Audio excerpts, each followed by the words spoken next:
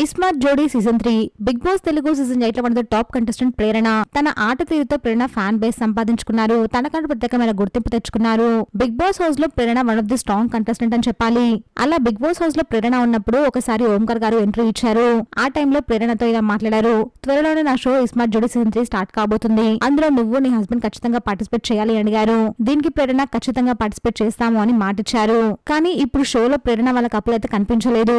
అసలు ప్రేరణ ఇస్మార్ట్ జోడీ షోలో పార్టిసిపేట్ ఎందుకు చేయలేదు అంటే చాలా కారణాలే ఉన్నాయి. రీసెంట్ గానే iSmart Jodi season 3 promo release అయింది.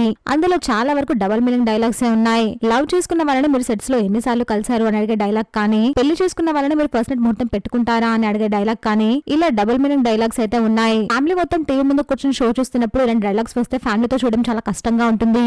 ఆ టైంలో నవ్వాలో సిగ్గుపడాలో అసలు అర్థం కాదు. పెళ్లి చేసుకున్న జంట ఎలాగైనా ఫస్ట్ నైట్ చేసుకుంటారు. దాని గురించి స్పెషల్ గా షోకి పిలిచి మీరు అడగడం కరెక్ట్ కాదు. ఆ డైలాగ్ కాస్త ప్రోమోలో పెట్టడం, ఆ ప్రోమో వైరల్ కావడం, ఇలా షో టీఆర్పీ రేటింగ్స్ అయితే బాగానే ఉన్నాయి. ఇంకా ప్రేరణ వాళ్ళ హస్బెండ్ అయితే చాలా సెన్సిటివ్, చాలా సైలెంట్ అనే చెప్పాలి. ఇస్మార్ట్ జోడీ సీజన్ 3 లో ప్రేరణ కపుల్ ఎందుకు పార్టిసిపేట్ చేయట్లేదు అనే విషయంపై ప్రేరణ క్లారిటీ ఇచ్చారు. నా భర్త చాలా సైలెంట్, పైగా అతను జాబ్ కూడా చూసుకోవాలి. ఇలాంటి షోకి వచ్చి మాట్లాడడం అంటే నా భర్తకి చాలా కష్టంగా ఉంటుంది. అదే కాకుండా నేను బిగ్ బాస్ హౌస్ లో 100 డేస్ ఉండి ఇప్పుడే బయటకు వచ్చాను. మళ్ళీ ఇస్మార్ట్ జోడీ సీజన్ 3 లో పార్టిసిపేట్ చేయాలంటే మా ఫ్యామిలీ ఒప్పుకోదు అని ప్రేరణ క్లారిటీ ఇచ్చారు. మరి ఇస్మార్ట్ జోడీ ప్రోమోపై మీ ఒపీనియన్ ని కమెంట్ చేయండి. ప్లీజ్ ఫ్రెండ్స్, మా ఛానల్ సబ్స్క్రైబ్ చేసుకోండి ప్లీజ్.